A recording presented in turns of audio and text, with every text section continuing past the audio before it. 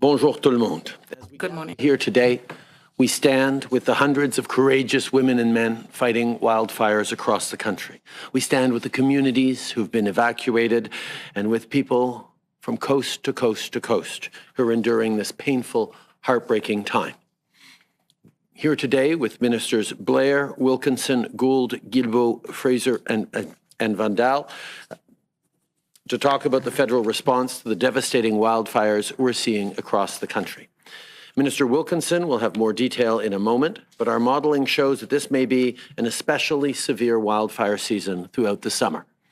We're going to get through this together, and our government will keep being there with whatever it takes to keep people safe and provide support. 2 weeks ago, I went to Edmonton and spoke with the Canadian Armed Forces members who are helping in Alberta's firefight. I also met with many people from communities that had been evacuated. Some of them had only a few hours to pack. They were told to bring pets, important documentation, medication, and that's it. This is a scary time for a lot of people, not just in Alberta, but right across the country, including in the Atlantic, the North, and Quebec too. I think of people like Catherine in Nova Scotia. Even though she's lost her home, she found time to get help to her friend who's also affected and didn't want to be alone to see what was left of her own place. When people lose their homes, they don't just lose a roof and their possessions. They lose a special place where they saw their children grow up, where they built a life for themselves. This is incredibly difficult and heartbreaking. Canadians will continue to be there for you and with you. In the last week, I've spoken with Mayor Savage of Halifax, Mayor Locke of Shelburne, and Premier Houston, as well as with Premier Smith and other local leaders. Il y a 2 jours, j'ai parlé avec le Premier ministre Legault. 2 days ago, I spoke with Premier Legault about the wildfire situation in Quebec. I also talked with the mayor and Le Serre and the head of Luakshot, Matam, Mike McKenzie. We spoke about the situation on the ground. As you are aware, members of the armed forces have already been deployed to help. Several wildfires cannot be predicted, so it's important to listen to local authorities to make sure that everyone stays safe. Government is here to help. So far, we've approved 3 requests for federal assistance in Alberta, in Nova Scotia, and in Quebec.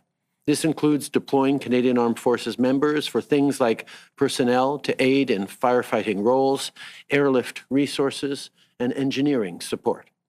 Minister Blair will go into more detail about the status of this work in a moment on what we're doing to keep people safe right now.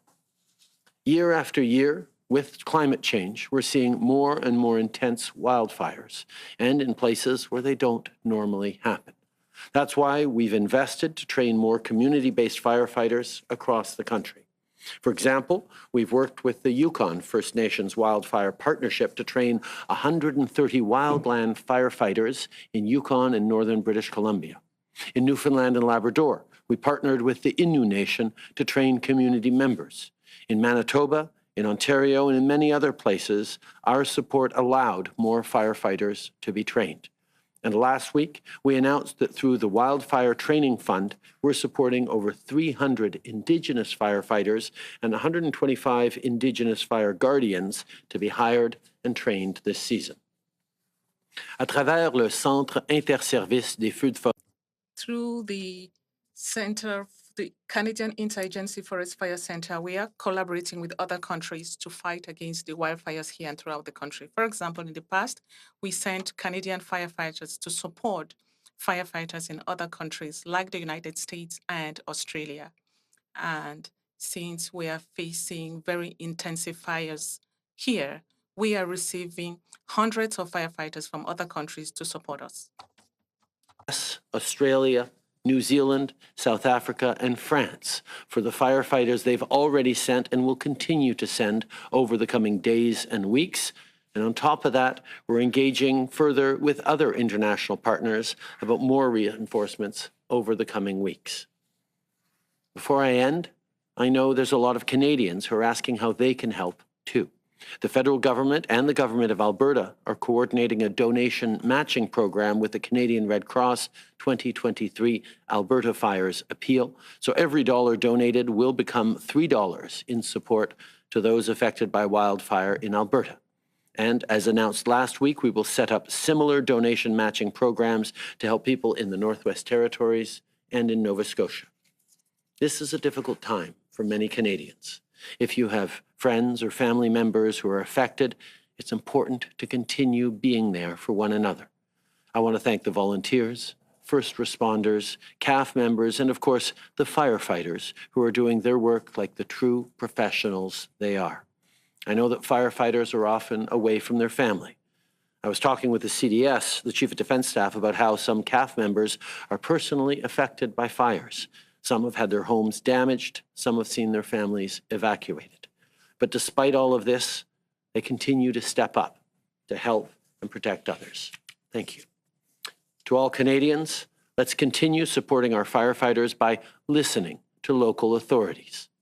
And across the board, whether it's with members of the armed forces, to Parks Canada resources, to firefighters and equipment, the Coast Guard, Health Canada, and the Service Canada support, which Minister Gould will speak about shortly, our government is standing up support to keep people safe today and for wildfire seasons to come.